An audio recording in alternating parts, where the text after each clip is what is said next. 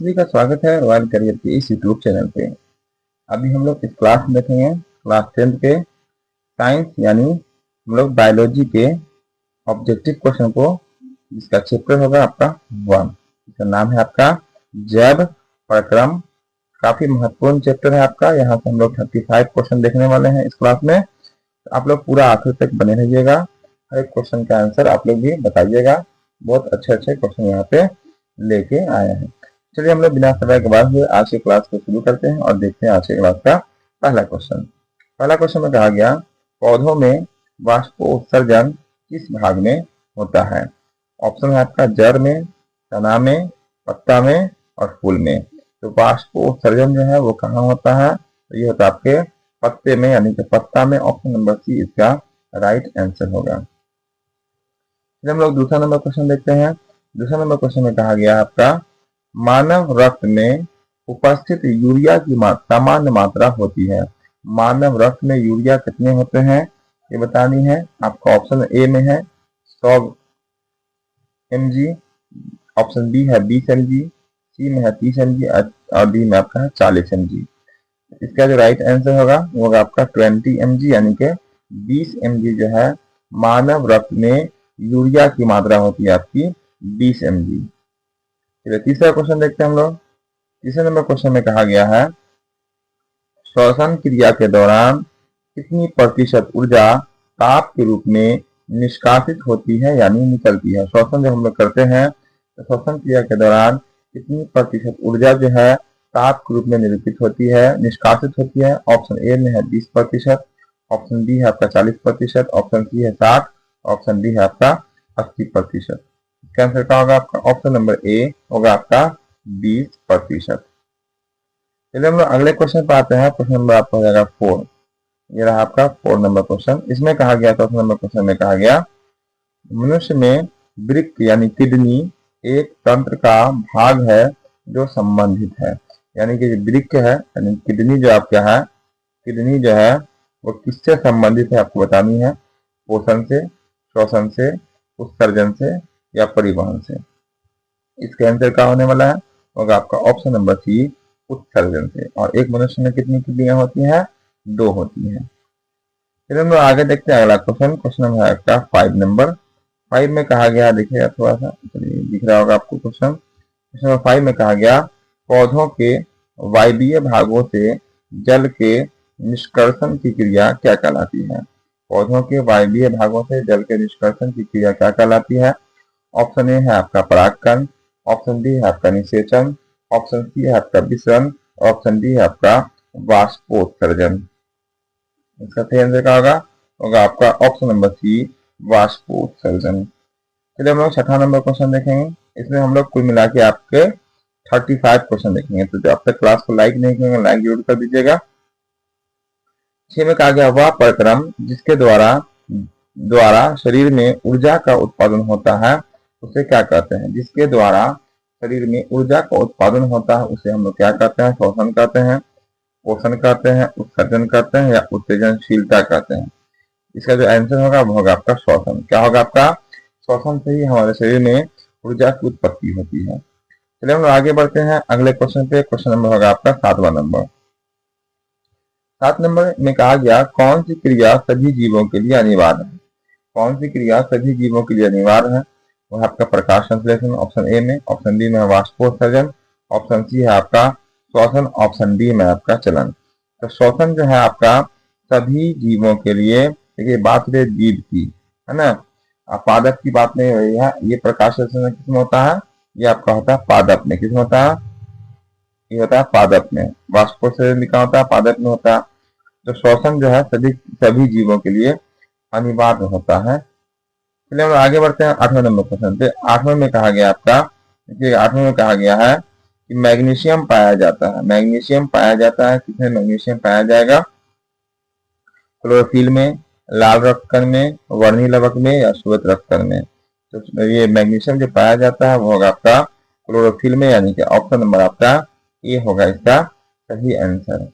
आखिर तक सब लोग बने रहिएगा, पूरा क्वेश्चन जरूर यहाँ पे देखिएगा। चलिए अगला क्वेश्चन है, ये क्वेश्चन अभी बता चुके हैं। मानव हृदय में पाए जाते हैं, मानव हृदय में कितने कोष्ठक पाए जाते हैं ये बताइएगा। आपका कितने बेसम उसको बोलते हैं, कोष्टक कहते हैं, चेम्बर कहते हैं, 3 बेसम है, 2 बेसम है, 4 बेसम है और आपका 5 बेसम है। तो मानव हृदय में कितने बेसम होते हैं? वो होते हैं आपके 4। तो 4 चेम्बर भी कह सकते हैं, 4 हम लोग बेसम भी बोल सकते हैं। चलिए हम लोग 10वें नंबर क्वेश्चन को देखते हैं। 10 में कहा गया आपका प्रकाश संश्लेषण द्वारा किसकी प्राप्ति होती है? जैसे आपका वसा है, दूसरा प्रोटीन है, तीसरा आपका ग्लूकोज है, चौथा आपका प्रकाश है। प्रकाश संश्लेषण द्वारा किसकी प्राप्ति होती है? तो वो होती है आपकी ग्लूकोज की। किसकी होती है? ग्लूकोज की।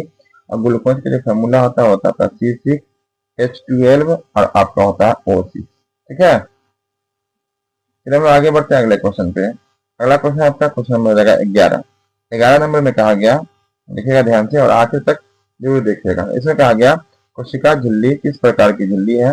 पारगम्य है, अपारगम्य है, अर्धपारगम्य है, इनमें से कोई नहीं। तो कोशिका झिल्ली जो होती है वो होती है आपकी अर्धपारगम्य झिल्ली, यानी कि ऑप्शन नंबर सी होगा इसका राइट आंसर। हम आगे बढ़ते हैं 12 नंबर क्वेश्चन में। 12 में कहा गया दही के जमने में निम्नलिखित में कौन सी क्रिया होती है? दही के जमने में कौन सी क्रिया होती है? अपघटन होती है, प्रकाश संश्लेषण होती है, किण्वन होती है या आपकी उत्सर्जन होती है? तो दही के जमने में जो क्रिया होती है वो होती है आपकी किण्वन, यानी कि ऑप्शन नंबर सी इसका सही आंसर होगा। जो अब तक लाइक नहीं किए क्लास को लाइक जरूर कर दीजिएगा, दोस्तों के साथ शेयर करना नहीं भूलिएगा और आखिर तक पूरा क्वेश्चन आपका देख जाइएगा। 35 क्वेश्चन हम यहाँ पे लेके आए हैं, जो कि हर क्वेश्चन आपके पहले चैप्टर का है। इसमें देखिएगा आगे कहा गया जीवन की उपापचयी क्रियाओं के संचालन के लिए निम्नलिखित में कौन आवश्यक है? कौन आवश्यक है? निरंतर ऊर्जा की आपूर्ति, बिल्कुल सही बात है, ये हमारे लिए आवश्यक है। शरीर की वृद्धि, ये भी आवश्यक है। टूटे फूटे ऊतकों की मरम्मत, ये भी सही है। आंसर कौन होगा आपका? इनमें से सभी जो है हमारे जीवन की उपापचयी क्रियाओं के संचालन के लिए काफी महत्वपूर्ण होता है। आपका तीनों ऑप्शन इसका सही आंसर होगा। चलिए 14 नंबर क्वेश्चन देखते हैं। 14 में कहा गया, देखिएगा ध्यान से, मानव में डायलिसिस थैली कौन सी है? यानी कि मानव में डायलिसिस थैली कौन सी है? नेफ्रॉन, न्यूरॉन या माइटोकॉन्ड्रिया, इनमें से कोई नहीं। जल्दी से बताइएगा, मानव में डायलिसिस थैली कौन सी है? ये होती है आपकी नेफ्रॉन। क्या होती है? कौन सी है? नेफ्रॉन। मानव में डायलिसिस थैली कौन सी है? तो वो होती है आपकी नेफ्रॉन की। फिर हम आगे बढ़ते हैं 15 नंबर क्वेश्चन में। 15 में कहा गया आपका मत्स्य का मुख्य श्वसन अंग क्या है? मत्स्य यानी कि मछली। मछली का मुख्य श्वसन अंग क्या होगा? कटिया है, फेफड़ा है, गिल्स है, नाक है। तो मछली का जो मुख्य श्वसन अंग होता है वो होता है आपका गिल्स, यानी कि गलफला। गलफला यानी कि गिल्स। चलिए 16 नंबर क्वेश्चन आपके सामने है। 16 में कहा गया आपका क्वेश्चन में कि पौधों में गैसों के निष्कासन के लिए किस क्रिया का उपयोग होता है? पौधों में गैसों के निष्कासन के लिए किस क्रिया का उपयोग होता है? पहला ऑप्शन आपका है परासरण, दूसरा आपका विसरण, तीसरा आपका वाष्पोत्सर्जन, चौथा आपका परिवहन। 4 विकल्प दिए गए हैं। इसका आंसर होगा आपका ऑप्शन नंबर बी। क्या होगा आपका? Option number B. इसका आंसर होगा आपका विसरण। चलिए हम लोग बात करते हैं 16 नंबर क्वेश्चन पे। 16 में कहा गया क्लोरोफिल वर्णक का रंग है। क्लोरोफिल वर्णक का रंग कैसा होता है? ऑप्शन आपका हरा, नीला, लाल और आपका सफेद। क्लोरोफिल वर्णक होता कहाँ है? ये होता है पौधों के पत्तियों में। क्या होता है? पौधों के पत्तियों में। तो क्लोरोफिल वर्णक का रंग होता है आपका हरा। क्या होगा आपका? हरा। Option number A. Option number A इसका राइट आंसर होगा। क्लोरोफिल वर्णक का रंग कैसा होता है? तो वो होता है आपका हरा। 18वां नंबर क्वेश्चन देखते हैं। 18 में कहा गया कवक में पोषण की कौन सी विधि है? कवक में पोषण की कौन सी विधि है? ऑप्शन ए है स्वपोषी, ऑप्शन बी है मृतजीवी, ऑप्शन सी है समभोजी, ऑप्शन डी है इनमें से कोई नहीं। तो कवक में पोषण की कौन सी विधि है? ये होगा आपका मृतजीवी, option number B. Option number B इसका राइट आंसर होगा, जो कि आपको दिख रहा होगा मृतजीवी। चलिए अब 19 नंबर क्वेश्चन देखते हैं। 19 में कहा गया, तो फास्ट में बताइएगा आंसर, हम लोग समझते चलेगा। उसमें कहा गया रेनिन एवं गोंद कहाँ संचित रहता है? रेनिन एवं गोंद कहाँ संचित रहता है? फ्लोएम में, कॉर्टेक्स में, छाल में या पुराने जाइलम में? रेजिन और गोंद कहाँ संचित होता है? तो वो आपका पुराने जाइलम में। Option number D. Option number D इसका राइट आंसर होगा, पुराने जाइलम में। 2-3 बार पढ़ लीजिएगा, आपको याद हो जाएगा। ये 20 नंबर क्वेश्चन देखते हैं। 20 में कहा गया शरीर में भोजन को भोजन को पचना किस प्रकार की अभिक्रिया, शरीर में भोजन का पचना किस प्रकार की अभिक्रिया है, अपचयन, संचयन, विस्थापन या अपचयन। ये आपका उपचयन है, बताएंगे जल्दी से सब लोग। इसका आंसर क्या होगा, शरीर में भोजन का पचना जो है वो आपका एक उपचयन अभिक्रिया। क्या आपका उपचयन अभिक्रिया आपको दिख रहा होगा, ऑप्शन नंबर ए इसका राइट आंसर होगा आपका उपचयन अभिक्रिया। चलिए हम लोग आगे बढ़ते हैं 21 नंबर क्वेश्चन पे। 21 नंबर में कहा गया रक्त क्या है। क्या है क्वेश्चन, रक्त क्या है। रक्त क्या है, ऑप्शन ए है कोशिका, ऑप्शन बी है उत्तक, ऑप्शन सी है पदार्थ, ऑप्शन डी है आपका इनमें से कोई नहीं। आप पढ़े होंगे रक्त जो होता है एक तरल संयोजी उत्तक होता है, यानी कि आंसर क्या होगा आपका उत्तक। क्या होगा आंसर, आपका आंसर हो जाएगा आपका उत्तक। क्या हो जाएगा, आंसर हो जाएगा आपका उत्तक। रक्त जो है एक तरल संयोजी उत्तक होता है, यानी कि आपका आंसर होगा उत्तक।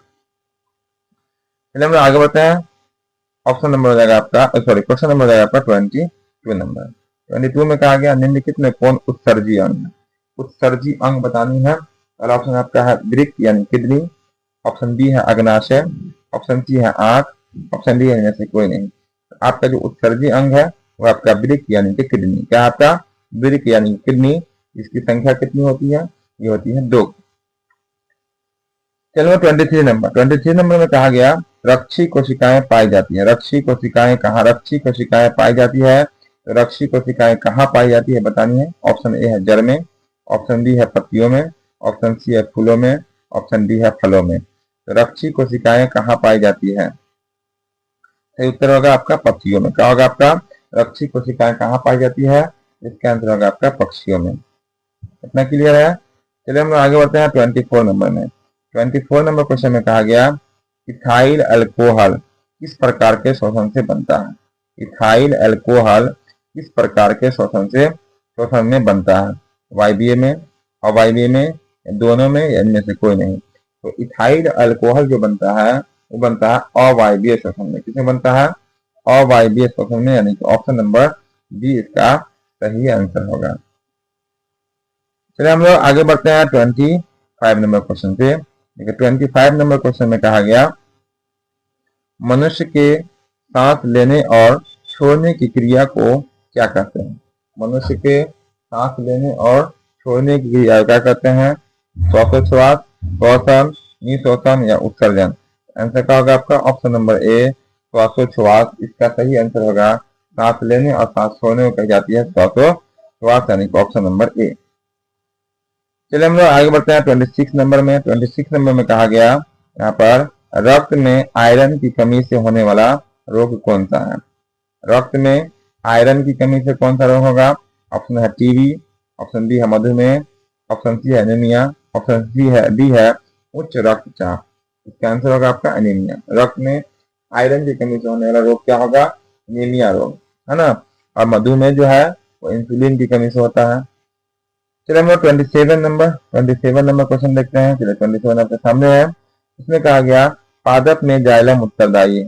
पादप में जो जाइलम होते हैं, एक जाइलम होता है, फ्लोएम होते हैं। तो जाइलम का क्या काम होता है ये बतानी है। जाइलम किसके लिए उत्तरदायी होता है। पहला ऑप्शन है आपका जल का वहन के लिए, ऑप्शन बी है भोजन का वहन के लिए, ऑप्शन सी है अमीनो अम्ल का वहन, ऑप्शन डी है ऑक्सीजन का वहन।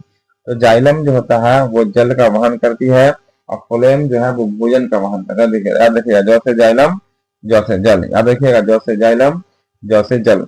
जाइलम जल का वहन, फ्लोएम फल का वहन यानी कि भोजन का वहन। 28 नंबर देखते हैं। 28 में क्या बोला गया, कुटपाद किसमें पाया जाता है। क्या आपका कुटपाद किसमें पाया जाता है। ऑप्शन है पैरामीशियम में, यूग्लिना में, अबीमा में या इनमें से कोई नहीं। कुटपाद किसमें पाया जाता है, इसका आंसर क्या होगा आपका अमीबा में। कुटपाद किसमें पाया जाता है, ये पाया जाता है आपका अमीबा में। चलिए हम लोग आगे बढ़ते हैं अगले क्वेश्चन पे 29 पे। 29 नंबर में कहा गया आपका प्रकृति में ऑक्सीजन का संतुलन कैसे बना रहता है। प्रकृति में ऑक्सीजन का संतुलन जो है, बैलेंस जो है वो कैसे बना होता है, संयोजन क्रिया या प्रकाश संश्लेषण से या अपघटन से या इनमें से कोई नहीं। तो ध्यान रखिएगा, इसका आंसर होगा प्रकाश संश्लेषण। प्रकाश संश्लेषण में क्या होता है, कार्बन डाइऑक्साइड गैस लेती है। जब भी प्रकाश संश्लेषण की प्रक्रिया होगी तो पौधे जो है वायुमंडल से कौन सी गैस लेती है, CO2 लेती है, जबकि मानव जो है ये गैस छोड़ देती है और ऑक्सीजन लेती है। और प्रकाश संश्लेषण के बाद पौधे ऑक्सीजन छोड़ती है, ऑक्सीजन को छोड़ देती है, ठीक है, तो ये मानव ले लेती है। इस तरह से ये संतुलन बना रहता है। चलिए तीसरा नंबर क्वेश्चन देखते हैं। आज का अंतिम क्वेश्चन यहीं पर खत्म कर लेते हैं। अच्छा 35 क्वेश्चन था। इसमें कहा गया स्टोमाटा पौधों के किस अंग में पाया जाता है। स्टोमाटा पौधों के किस अंग में पाया जाता है। पहला ऑप्शन है आपका तना में, ऑप्शन डी है पत्तियों में, ऑप्शन सी है जड़ में, ऑप्शन डी इनमें से कोई नहीं। तो स्टोमाटा पौधे के किस अंग में पाया जाता है, ये पाया जाता है आपका पत्तियों में। कहाँ पाया जाता है, पत्तियों में। ऑप्शन नंबर बी इसका सही आंसर होगा। उम्मीद करते हैं आज का क्लास भी आपको बिल्कुल आसानी से समझ में आया होगा। तो जो वीडियो को अब तक लाइक नहीं किए होंगे, क्लास को लाइक नहीं किए होंगे, लाइक जरूर कर दीजिएगा और कमेंट बॉक्स में कमेंट करके जरूर बोलिएगा, बताइएगा आज का क्लास आपको कैसा लगा और नेक्स्ट क्लास कौन से सब्जेक्ट का होना चाहिए। जो चैनल पर नए होंगे, पहली बार वीडियो देख रहे होंगे, चैनल को सब्सक्राइब बटन आपको दिख रहा होगा, सब्सक्राइब जरूर कर लीजिएगा, बेल आइकन भी ऑन कर लीजिएगा ताकि आपको हर क्लास का नोटिफिकेशन आप तक पहुंचता रहेगा। फिर मिलते हैं हम लोग बहुत जल्द अगले क्लास में।